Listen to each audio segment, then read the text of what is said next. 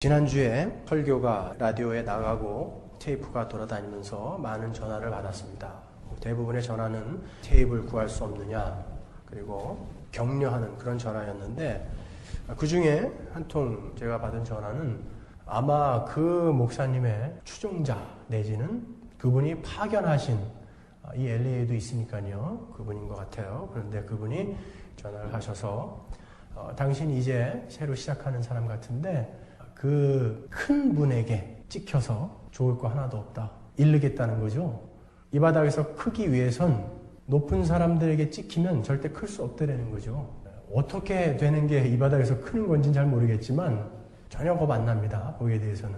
그래서 이왕 그렇게 이 바닥에서 클 수 없게 찍힌 바라면 오늘부터는 더욱더 칼을 날카롭게 세워서 잘못되어지고 그 왜곡되어진 기독교에 대해서 난도질을 좀 해볼 생각입니다. 오늘은 그래서 많은 교회들이 잘못 가고 있는 성령에 대해서 설교를 할 겁니다. 제가 이 성령에 대해서 설교를 하기 위해 지난주에 삼위일체에 대해서 설교를 한 거예요. 삼위일체 하나님을 설교하면서 제가 성령 하나님도 어떠한 능력이나 우리의 병이나 치료해주고 우리를 간지럼 태워서 웃게 만들어주고 우리의 입에 거품을 물게 해주고 우리의 몸에 전기나 오르게 해주는 그런 분이 아니라 완전한 전능하시고 전지하신 하나님이시다라는 것을 지난주에 제가 여러분들에게 설명해 드린 거예요. 그리고 그 성령 하나님을 이 시대는 어떻게까지 잘못 이해하고 있는가를 오늘 공부하고 다음 주에 그 성령 하나님은 이 땅에 오셔서 무엇을 하고 계신가를 공부할 겁니다. 한국에 신유 집회가 많이 열리는 그런 기도원들이 몇 군데가 있습니다. 그래서 저도 자주 가봤어요. 집회를 하러 가본 거예요, 저는. 저희 한국에 제 대학교 은사 중에 화학과 교수님 한 분이 거기에 아주 깊이 빠져 계신 분이 계셨어요. 저와 함께 교회에서 중등부 교사도 함께 했고, 그래서 또 저는 대학생이었고 그분은 교수님이었기 때문에 그분이 하는 부탁을 제가 거절할 수 없어서 그분이 다니는 그런 기도원에 제가 몇 번 가서 찬양을 하러 간 적이 있다고요. 우리 순혁이도 잘 알죠. 자기의 은사님이니까. 아마 그분은 굉장히 높은 분이었던 것 같아요. 그 집단에서.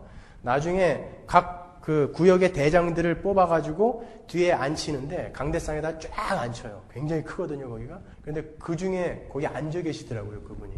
그래서 저를 데리고 가가지고 그 원장한테 먼저 인사를 해야 한다고 그 방에 데리고 들어가더라고요. 들어갔는데 점심 때 거둔 헌금 같아요, 그게. 점심 집회에만 거둔 헌금을 지금 계수하고 있었는데, 하여튼 셀 수 없을 만큼 10,000원짜리가 많아요. 발이 빠지더라고요, 그 돈에. 그리고 그 헌금 바구니에 다이아몬드 목걸이, 반지, 뭐 이런 것들이 하여튼 수북이 쌓여 있어요. 그것들을 자기들끼리 뭐 이렇게 막 나누고 그러더라고요. 그래서 그 아줌마가 저 목에다가 손을 딱 대더니 기도를 해주더라고요. 노래하는 사람이라고. 절대 죽을 때까지 목 쉬지 말라고. 다음 주에 목 쉬었잖아요. 제가 목이 잘 안 쉬는 사람인데 그 기도 받고 다음 주에 목 쉬었다니까요. 하나님이 이거 아니다라는 걸 그때 가르쳐 주시는 것 같아요. 제가 그 헌금을 보면서 뭘 생각했냐면 얼마나 그 병이 낫고 싶으면 이들이 이렇게까지 할까.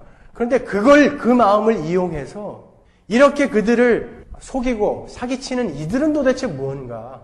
거기에서 사람들이 하는 기도는 다 이거예요. 하나님, 내가 하나님 섭섭지 않게 해드릴 테니까 내가 걸린 병 이거 좀 빨리 낫게 해달라고. 어떤 사람은 쩔뚝거리면서 올라와가지고 그 사람 기도 받더니 막 펄떡펄떡 뛰고 덤블링을 하고 난리를 치더라고요. 맞다, 뭐 이거 증거하는 거겠죠? 그래서 사람들은 거기서 이런 기도를 하는 겁니다. 그걸 보면서 하나님, 성령의 불을 내려주셔서 나의 이 환부를 지져주옵소서. 아마 그 원장이 그 말을 잘 쓰는 모양이에요. 그러니까 성령의 불을 내려주셔서 나의 이 아픈 곳을 지져주옵소서, 이 기도를 하더라고요. 수천 명이 모여가지고. 성령이 무슨 인두입니까? 지지게. 성령 하나님을 그렇게 취급하더라는 거예요. 그러면서 그것을 거기에서 병이 딱 낫는 그 장면을 성령 세례를 받았다 그래요, 그분들은. 성경이 말하는 성령 세례가 과연 그것인가? 제가 사역을 벌써 15년 이상 하고 있으니까 여러 가지 종류의 집회들을 많이 다녔다고요. 어떤 집회에 가면은 이 앞에서 어떤 사람이 깔깔깔깔 웃기 시작하면 그 옆에 있는 사람이 이렇게 전염이 되는 모양이에요. 그래갖고 옆에 있는 사람이 같이 웃어요. 그러면 이게 물결처럼 뒤로 쫙 가면서 거기 있는 회중이 다 웃어요. 그들은 그때를 성령이 임했다. 이렇게 이야기하더라고요. 그리고 어떤 곳은 어떤 양반이 저쪽 구석에서 막 경련을 일으키면서 무용을 하기 시작해요. 그 사람들은 그것을 성무라고 그래요. 성령이 임해서 추는 춤이라고 그러죠. 그러면 이쪽에서 또 어떤 사람이 막 또 춤을 춰요, 같이. 그러면은 뭐 앞서거니 뒤서거니 하면서 전체가 다 막 니나노판이 되는 거예요. 그걸 그들은 성무라고 하더라고요. 성령이 임했다. 이렇게 신비한 것, 기적적인 것들이 일어나는 곳에는 항상 성령의 이름이 회자가 되고 그들은 그것을 성령 세례를 받지 않는 자들은 동참하지 못하는 곳이라고 이야기를 합니다. 그러니까 자기가 그들이 이야기하는 성령 세례를 받지 못했어도 자기는 아무런 느낌이 없는데도 일어나서 막 춤춰요. 나도 뒤질 수 없다라는 것이죠. 그리고 자기는 아무런 감동이 없는데도 이들이 웃기 시작하면 회중 가운데서 웃기 시작한다고요. 과연 성경은 그런 것을 성령 세례라고 하는가? 이 지구상의 인구를 50억이라고 가정했을 때 지금 더 많아졌죠. 이 통계가 아마 굉장히 오래전에 난 통계 같은데 그 중에 16억이 하나님을 믿는다고 그래요. 16억. 그 중에 캐톨릭이 9억이에요. 지금은 13억이 넘는다고 그러죠.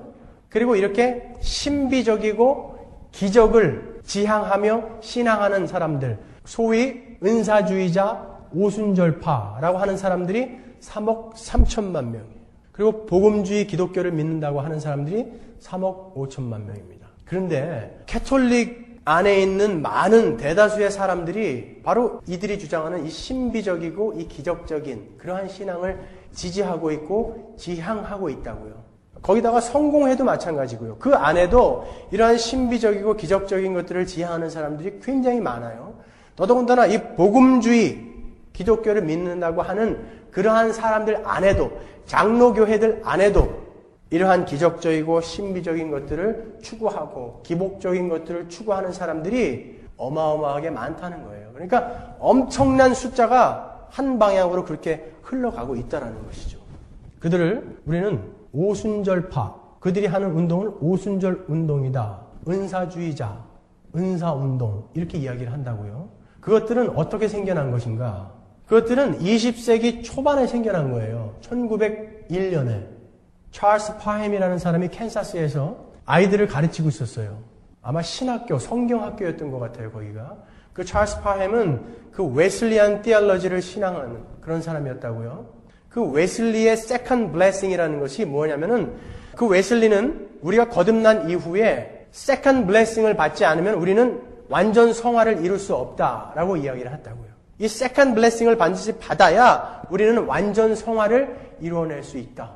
그래서 웨슬리안 티알라지의 그 형식의 틀을 가지고 이 찰스 파햄이 그들을 가르치고 있었다고요. 능력 있는 그리스도인이 되기 위해서 너희들은 성령을 받아야 된다. 이렇게 이야기했단 말이에요. 그리고서는 그 가르치던 아이들 중에 한 명에게 안수를 했더니 방언이 터졌어요. 1901년이에요, 그게. 기독교 2000년 역사 중에 1900년 동안 이 방언에 대한 보고가 교회에 한 건도 없었는데 1901년에 비로소 아그네스 오즈만이라는 여자아이가 이 찰스 파햄이 안수를 했더니 방언을 터뜨린 거예요. 근데 그 당시에는 이 운동이 환영을 받지 못했어요. 그래가지고 이 사람이 우리 동네에요, 제가 사는데 아주사에 와가지고 LA 아주사에 와가지고 여기에서 교회를 빌려서 집회를 하기 시작했어요. 이 흑인 목사가. 거기에서 갑자기 터지기 시작한 거예요. 사람들이 방언을 하고 기적이 막 일어나고 환상을 보고 하는 일들이 막 일어났어요. 1906년에. 그 불씨를 기화로 해서 오순절 운동이라는 것이 일어나기 시작했고 오순절파라는 것이 생겼고 그것이 하나의 교단을 이루었다고요. 그러한 교단에 속해 있는 사람들이 어떤 일들을 하냐면 구역예배에 가가지고 자기들이 능력 있는 그리스도인이라는 것을 증거할 수 있는 것은 유일하게 그들은 성령의 은사라고 생각하기 때문에 방언을 가르친다고요. 여러분도 혹시 그런 일 당하시는 분 계실지도 몰라요, 이 안에.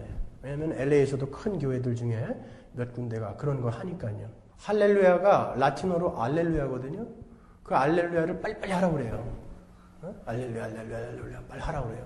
그럼 나중에 이 말이 막 빨리 나오다가 이게 혀가 막 꼬여요.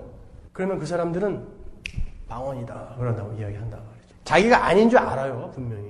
그런데 방언이다라고 이야기한단 말이에요. 그런 일들이 왕왕 일어난단 말이에요. 연습을 시킨단 말이에요. 왜 이 시대의 교회에서 그렇게 방언을 연습시키면서까지 방언을 하게 할까? 그리고 왜 이렇게 연습을 하면서까지 하고 싶어 할까요, 사람들이? 그리스도인의 능력은 말씀에서 나오거든요. 근데 말씀은 지겹게도 안 읽잖아요. 그러니까 자기의 삶에 당연히 능력이 없죠. 근데 그것을 다른 것으로부터 한번 증명해 보고 싶어 한다고요, 사람들은. 그러니까 자기가 방언을 한다든지 무슨 기적적으로 병이 나았다든지 이런 것들을 가지고 나는 그리스도인이다라는 것을 자랑하고 싶어 한단 말이죠. 그리고 우리는 바로 간다라는 것을 그런 것으로 증명하고 싶어 해요. 사람들은 기적 앞에서 이렇게 힘없이 무너진다고요. 방언이라는 것은 은사죠. 은사는 뭡니까? 그 사람이 요구하지도 않았고 받을 자격도 없는 자인데 값없이 선물로 주어지는 게 은사잖아요. 근데 연습해서 받을 수 있는 것은 이미 선물이 아니죠. 자기가 노력한 결과잖아요, 그것은. 과연 성경이 말하는 성령 세례라는 것이 고작 그 정도일까? 그런 것일까? 한국의 강원도에 가면 한 유명한 절이 있는데 그 천마사라는 절이 있는데 거기에 가보면은 신유 집회가 막 벌어지는 그러한 기도연에서 일어나는 일들과 동일한 일들이 거기에서 벌어진다고요. 중들이 방언을 하고 중들이 안수기도를 해서 병을 낫게 하고요. 중들이 안차를 한다고요. 그래서 암 환자가 낫고 불치병 환자가 낫고 하는 일들이 일어난다고 해서 관광버스를 아예 한 대를 대절을 해가지고 거기만 가는 관광회사가 있을 정도예요. 그러면 보자고요. 이 신유 집회가 열리는 그러한 기도원에서 일어나는 그 일과 그 천마사에서 일어나는 그 일들과 뭐가 다릅니까? 뭐가 달라요, 여러분? 여기에는 기도원에서 일어나는 일이니까 옳은 것이고 여기에는 절에서 일어나는 일이니까 그른 것이고 그렇습니까? 교회가 뭡니까? 교회라는 것은 창세전에 이름이 불리워진 하나님의 백성들의 총체를 교회라고 하죠. 이 건물은 그냥 예배당이에요, 이거는. 그 하나님의 백성들이 예배를 드리는 곳을 예배당이라고 하는 것이 여기를 교회라고 하지 않는다고요. 그러면 하나님의 말씀이 뭔지도 모르고 하나님이 누군지도 모르는 자들이 모여서 내가 섭섭치 않게 해줄 테니까 내 병 낫게 해주십시오 라는 것과 역시 하나님을 알지 못하고 엉뚱한 신을 부르면서 나 병 좀 낫게 해주십시오 라고 하는 것과 뭐가 다르냔 말이에요. 이것은 성령 세례고 이것은 악령 세례라. 뭘 근거로 그렇게 이야기할 수 있습니까? 왜 사람들은 기적에 그렇게 속절없이 무너질까? 한국에서 숭산이라는 스님이 와가지고 하버드 대학 강의실에서 30cm 딱 떴어요. 그 후로 하버드는 불교에 넘어갔다고요. 30cm 앉아가지고 뜬 거 가지고. 거기에서 유명한 형각이라는 중이 나왔지 않습니까? 화계사에 가서 지금 주지를 하나, 중을 하나, 뭘 하는지 모르겠지만 백인이 그 자리에 있던 백인이 이거다 싶어가지고 한국까지 가서 스님이 됐어요. 성령이 과연 그러한 일들을 하러 오시는 분일까? 성령 하나님이 과연 그러한 분이실까? 왜 우리는 성령을 받는 것이며 성경이 말하고 있는 성령 세례가 무엇인지 한번 살펴보자고요. 왜 기독교 2000년 역사 중에 1900년 동안 없었던 일이 100년 전에 갑자기 생겨나가지고 이 시대는 그리로 몰려가는 것일까? 그러한 일들이 일어나면서 이 그리스도인들 사이에 생긴 자칭 교회라고 하는 사람들 사이에 생긴 일은 성경을 멀리하는 것이었어요. 일어나면 목소리가 들리는데 왜 성경을 봅니까? 일어나면 눈앞에 기적들이 생기는데 왜 성경을 봐요? 그들은 일어나서 기도만 해요. 하나님이 직접 들려주신다라고 믿고 있으니까. 오늘 본문에서 세례 요한은 나는 물로 세례를 주거니와 예수님은 불과 성령으로 세례를 주신다 합니다. 예수님께서도 부활하셔서 승천하시기 직전에 제자들에게 말씀하십니다. 사도행전 1장 5절로 가겠습니다. 요한은 물로 세례를 베풀었으나 너희는 몇 날이 못되어 성령으로 세례를 받으리라 하셨느니라. 몇 날이 못되어 성령으로 세례를 받으리라 하셨느니라. 우리가 니고데모와 세례라는 설교에서 이 세례가 뭐라고 제가 말씀드렸죠? 세례는 예수 그리스도와 연합해서 죽고 그 예수 그리스도와 연합해서 다시 살아나는 것을 세례라고 한다고 했죠. 그래서 세례라는 것은 예수 그리스도와의 연합, 거기에 강조점이 있는 거예요. identification, 동일화, 동질화. 골로새서 2장 12절 보십시오. 너희가 세례로 그리스도와 함께 장사한 바 되고 또 죽은 자들 가운데서 그를 일으키신 하나님의 역사를 믿음으로 말미암아 그 안에서 함께 일으키심을 받았느니라. 바로 세례에서 중요한 것은 바로 함께예요. 함께. 예수 그리스도와 함께 나는 죽고 나는 살아난 것이다. 이렇게 동일시, 동질화, 연합이라는 것이 이게 강조되어야 하는 것이 바로 세례의 의미인데 세례 요한이 이스라엘 사람들에게 세례를 주었습니다. 그 세례는 무슨 세례라고 하죠? 성경에서?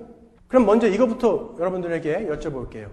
세례 요한의 세례를 받으면 구원을 받는다? 못 받는다? 세례 요한의 세례를 많은 사람이 받았지만 그들이 예수님을 못 박아 죽였잖아요. 그래서 그 세례 요한의 세례는 회개의 세례라고 한다고요. 회개의 세례. 회개의 세례는 게 뭐냐면은 나는 죽어 마땅한 자입니다. 나는 이 죄로부터 어떻게 스스로 헤어날 수 있는 방법이 없는 자입니다. 그래서 누군가가 나를 구원해내 주셔야 합니다. 라는 고백이 바로 세례 요한의 회개의 세례라고요. 그렇지만 거기에서는 그 누군가, 나를 건져내어줄 그 누군가가 확인되어지지 않은 세례죠. 아직. 요한의 세례는요. 그게 요한의 세례인데 예수님이 공생애를 시작하시면서 그 요한의 세례를 받으신다고요. 예수님이 공생애를 시작하시면서 그 회개의 세례를 받으신다고요. 예수님이 무슨 죄가 있다고 그 회개의 세례를 받으시냐 말이죠. 세례라는 건 뭐라고 그랬죠? identification, 동질화, 동일시라고 그랬죠. 연합. 예수님은 지금 뭘 이야기하시는 거냐 하면 내가 바로 하나님인 내가 바로 이 땅에 내려와서 죽어야 할 너희들과 지금 연합되었다. 동질화되었다. 나는 지금 그 상황으로 이렇게 내려왔다라는 것을 예수님께서 직접 지금 인정하시는 장면이 세례 요한의 세례를 받으시는 거예요. 예수님은 하나님이시지만 이 땅에 내려오셔서 하나님의 신성을 한 번도 발휘하지 않으셨다고요. 왜? 우리 인류의 대표로 서셔야 되기 때문에 인류의 모습을 입고 오셔야만 한다고요. 예수님은 마지막 아담이시잖아요. 그러니까 첫 번째 아담이 온 그 모습 그대로 오셔야 되는 거예요. 첫 번째 아담이 무죄한 상태로 태어났듯이 예수님은 동정녀 마리아에게서 나셔야 되는 거예요. 왜요?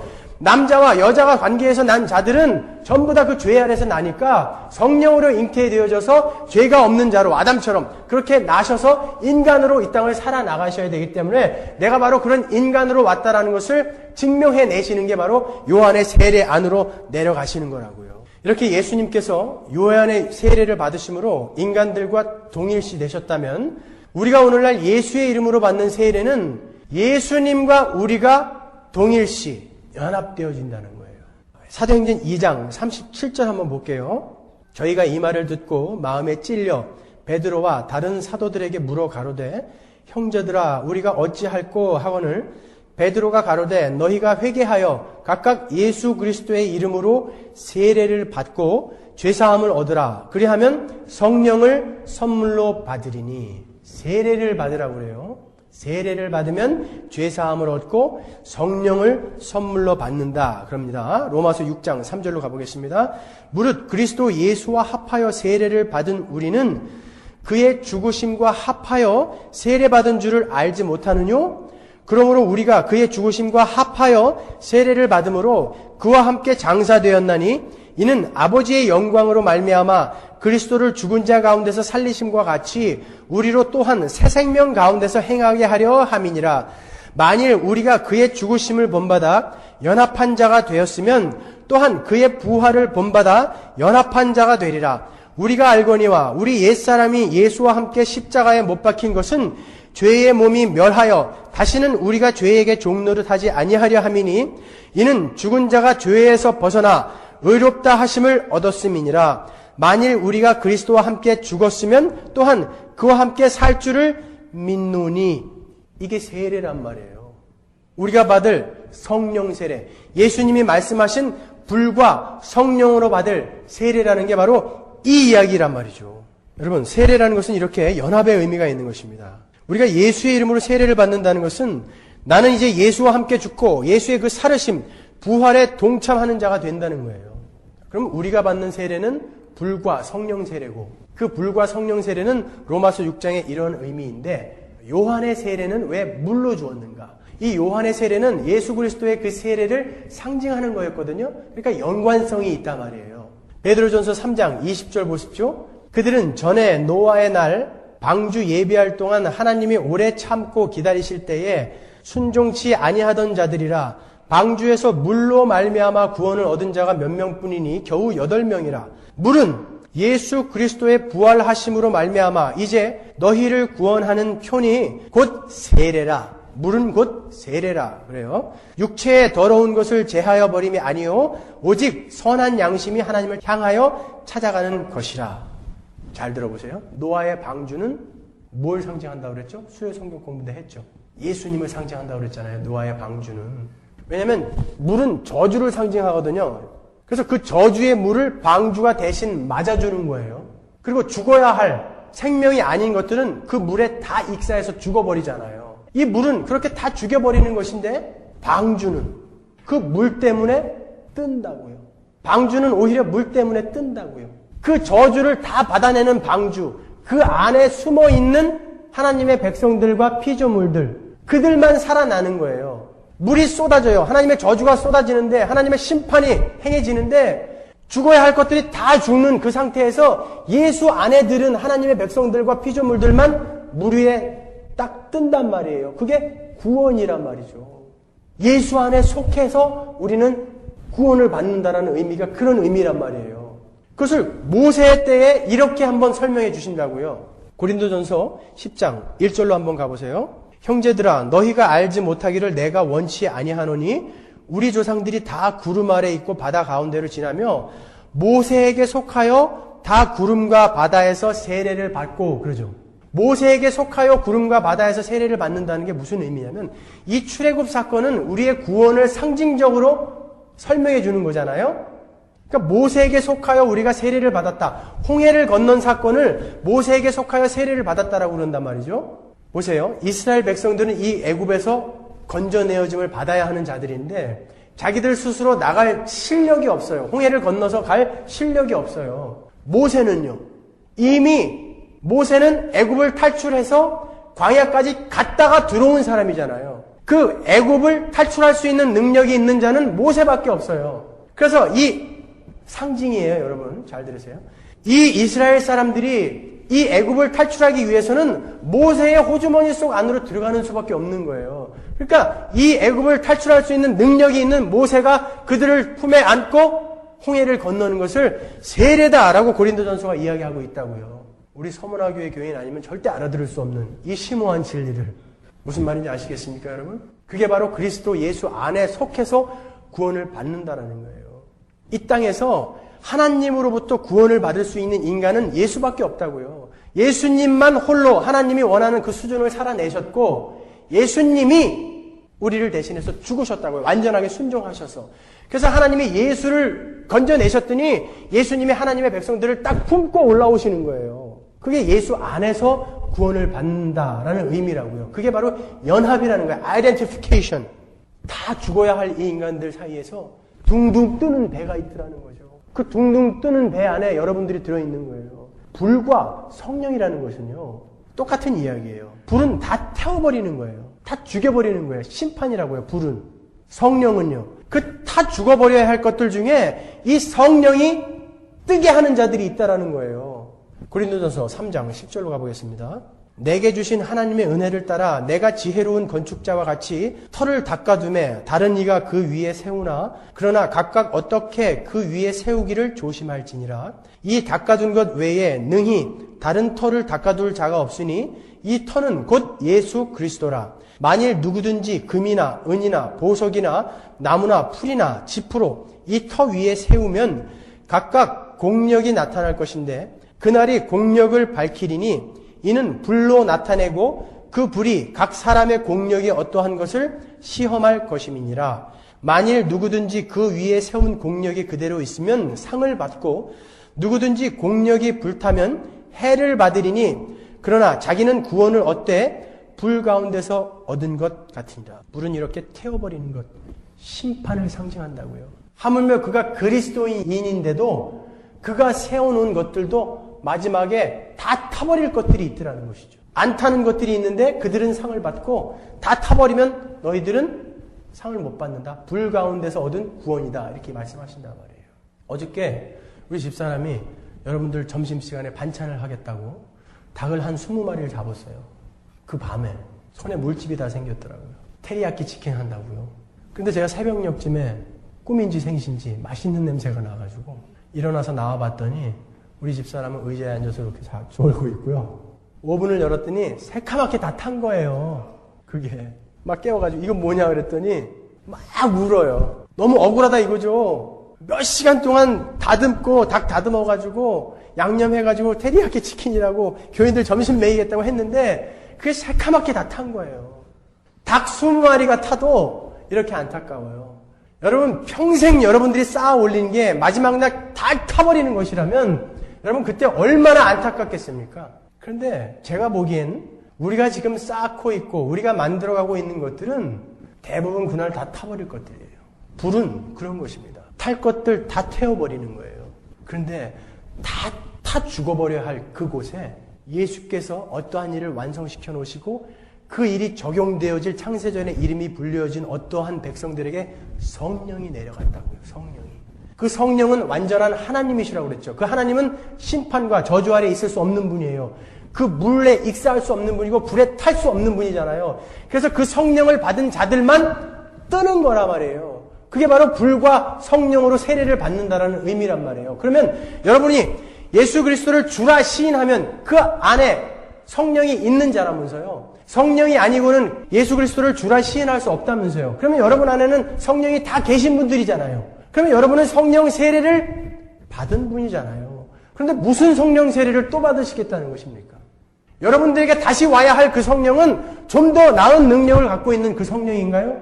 그 성령은 좀 익살스러운 성령이라 와서 막 간지럼 태우고 입에 거품도 물게 하고 이런 성령입니까? 댄스도 가르쳐주면서 그 성령이 뭐냐 말이에요. 고린도전서 12장 3절 보세요. 성경이 이렇게 이야기하고 있다고요. 그러므로 내가 너희에게 알게 하노니 하나님의 영으로 말하는 자는 누구든지 예수를 저주할 자라 하지 않고 또 성령으로 아니하고는 누구든지 예수를 주시라 할 수 없느니라. 여러분은 예수가 주라는 것을 시인하는 분입니까? 녹음이 되니까 아멘을 크게 해주세요. 딴 데 다 나가는 건데 요건 편집할게요. 여러분들은 예수를 주라 시인하는 분들입니까? 그러면 여러분 안에 성령이 계십니까? 성령 세례를 받으신 분들이잖아요. 그런데 뭘 받으시겠다는 거야 또? 그 성령이 여러분을 뜨게 하는 거예요. 그 성령이 여러분을 불 가운데서 끄집어내시는 분이라고요. 이미 여러분은 그 성령과 함께 계신 분들이에요. 그게 확인이 안 되니까 성령이 도대체 뭔지 확인이 안 되니까 자꾸 뭘 하려고 그런다고요. 뭘 보려고 그래요. 로마서 8장 9절 보겠습니다. 만일 너희 속에 하나님의 영이 거하시면 너희가 육신에 있지 아니하고 영에 있나니 누구든지 그리스도의 영이 없으면 그리스도의 사람이 아니라 또 그리스도께서 너희 안에 계시면 몸은 죄로 인하여 죽은 것이나 영은 의를 인하여 산 것이라. 예수를 죽은 자 가운데서 살리신 이의 영 성령이 너희 안에 계시면 그리스도 예수를 죽은 자 가운데서 살리신 이가 너희 안에 거하시는 그의 영 성령으로 말미암아 너희 죽을 몸도 살리시리라. 이게 바로 성령 세례의 의미라고요. 여러분은 바로 그 성령 세례를 받으신 분들이란 말입니다. 그 성령 하나님은 완전한 전지전능한 하나님이시라고요. 그렇기 때문에 그분은 반드시 그 영광스러운 보좌로 예수가 올라가셨듯이 그 하나님도 그 영광스러운 보좌로 올라가셔야 될 분이에요. 그러니까 우리는 꼼짝없이 딸려서 같이 올라가야 된다고요. 그 성령과 함께. 그게 바로 방주이신 성령 하나님이시란 말이에요. 그게 불과 성령 세례라는 거라고요. 하나님이 언약하신, 하나님이 계획하신 그 구원의 사역이 완성되었다라는 보증으로 그 성령이 내려오시는 거란 말이에요. 보증으로, 디파짓. 고린도후서 5장 5절로 갑니다. 곧 이것을 우리에게 이루게 하시고 보증으로 성령을 우리에게 주신 이는 하나님이시니라. 디파짓. Spirit as a deposit. 요새는 하도 사기꾼들이 많아가지고 디파짓 해도 그냥 사기당하는 경우가 많지만 성경에서 말하는 이 디파짓, 보증이라는 것은 확실하다는 거예요. 성령이 오셨다. 그러므로 너희는 절대 지옥으로 떨어질 수 없다. 그런 의미에서 그 성령 하나님이 우리에게 오시는 거라고요. 성령은 엉뚱한 거 우리에게 가르쳐주러 오시는 분 아니에요. 예수를 가르쳐주시러 오는 분이고 몸에 병난 거 그거 지지러 오시는 분 아니란 말이에요. 성령이 누구신지 그분이 오셔서 우리에게 확실하게 약속되어진 게 무엇인지 아는 사람이면 하나님 오늘 죽어도 난 괜찮습니다. 그것이 어떤 것인지 알기 때문에로 나오지 하나님 내가 섭섭치 않게 할 테니까 이 병만 고쳐주십시오 라고 안 간단 말이에요. 왜 하나님이 그 병을 못 고치겠습니까? 왜 하나님이 초대교회 때 죽은 자를 살리셨다면 이 시대 왜 죽은 자를 못 살리시겠습니까? 하나님은 뭐든지 다 하실 수 있죠. 이 시대에도 하실 수 있다고요.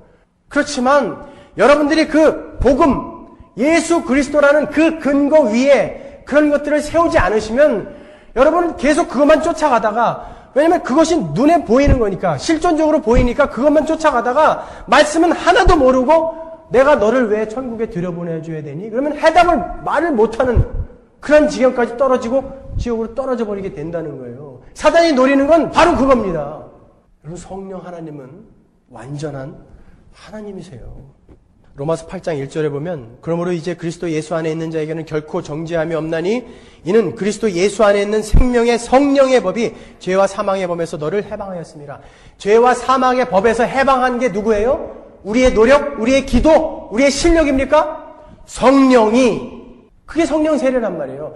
그래서 성령을 우리에게 부어주실 거라고요. 오순절날 성령이 죄와 사망의 법에서 너를 해방했다란 말이에요. 우리의 실력이나 노력과 지식을 근거하지 않고 그 성령이, 하나님이 보내주신 성령이, 여러분, 성령은 그 저주의 물과 심판의 불에 탈 수 없고 익사하실 수 없는 분 아닙니까?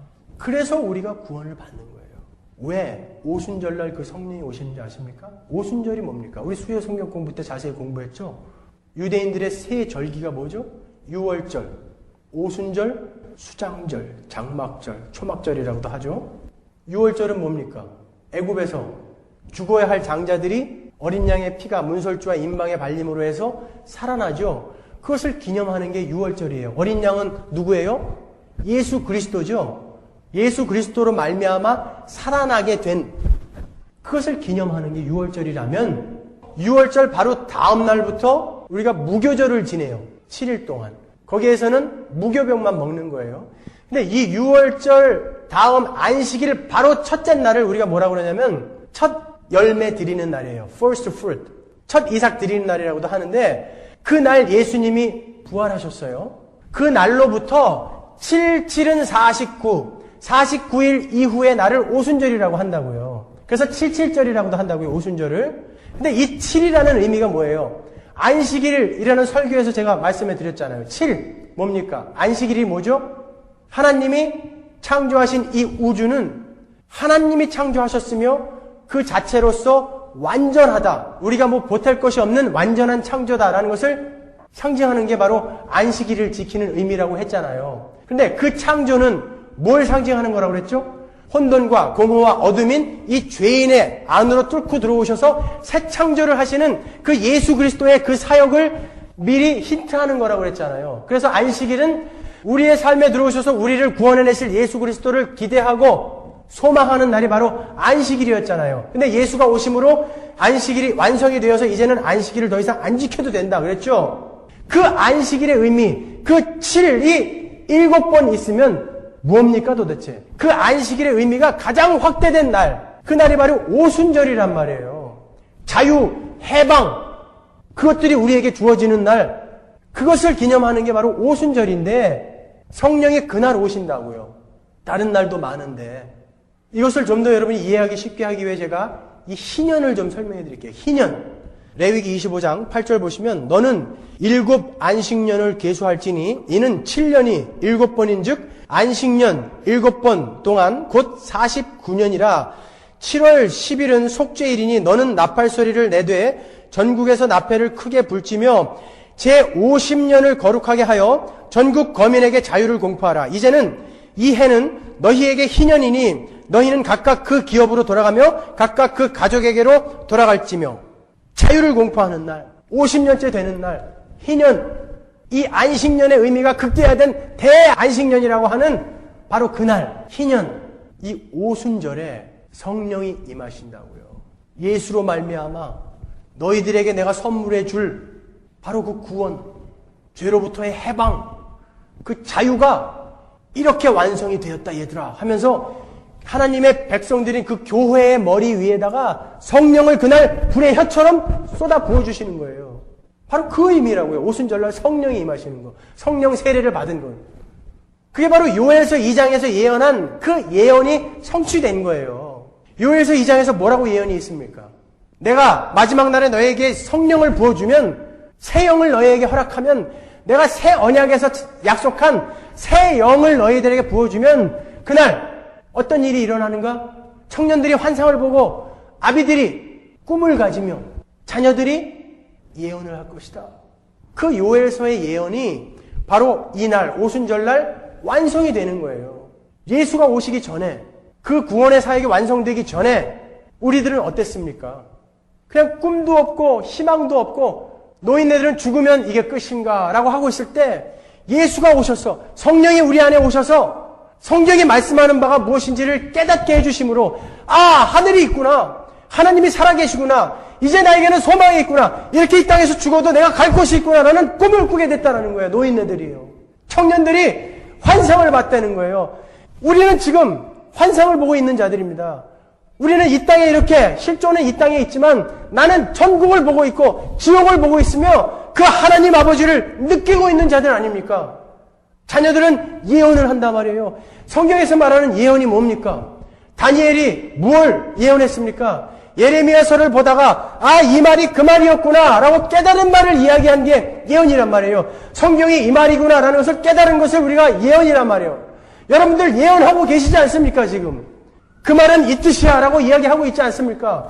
바로 아비들은 꿈을 갖고 청년들은 환상을 보며 자녀들이 예언을 하는 일이 오순절날 성령이 임함으로 우리에게 주어진 것입니다. 그 오순절날 일어났던 그 성령 세례가 오늘날도 계속 반복되어져야 된단 말이에요. 성령은 여러분들이 예수님을 주라 시인하는 그날 이미 여러분 안에 와 계신 거예요. 그래서 여러분은 예수를 주라 시인할 수 있고 나는 죄인이라는 것을 고백하며 나에게 주어진 의가 무엇인지를 알게 되시는 거란 말이에요. 성령은 여러분 안에 계세요. 어떤 성령을 오라고 그러는 거예요 자꾸? 옷이 없어서? 누굴 오라고 그러는 거예요 여러분? 성령 세례를 받으신 분들이에요 여러분들은요. 여러분 그 오순절날은 이제 새 시대, 교회의 시대에 대단원에 막이 올라가는 그런 날이라고요. 성령은 그렇게 웃긴 코미디 같은 일을 해주러 이 땅에 오신 분 아니에요. 여러분들도 마음속으로 느끼고 계시지 않습니까? 저건 아니다라는 거 느끼고 계시지 않습니까? 여러분이 몇 번 쓰러졌다 일어났다고 해서 여러분의 신앙생활과 인격에 무슨 도움이 되든가요? 여러분이 입에 거품 몇 번 물고 환상을 보았다고 해서 그것이 여러분의 신앙생활에 정말 도움이 됩니까? 아닌 거 여러분이 더 잘 아시지 않습니까? 성령이 왜 그러한 일을 하러 오셨겠습니까? 이 땅에. 여러분 속임수에 속지 마십시오. 천국 가자고요. 성령은 하나님의 명령으로 예수님의 보내심으로 우리 안에 오셔서 예수 그리스도를 증거하며 예수 그리스도를 깨닫게 해주며 구원이 무엇인지 알게 해주고 저 하늘나라가 무엇인지 알게 해준다고요. 그리고 우리 안에 내주해 계심으로 해서 그분이 죄와 사망에 빠질 수 없는 분이시기 때문에 우리를 무리로 뜨게 하는 분, 그분이 바로 성령이며 그게 바로 불과 성령 세례인 것입니다.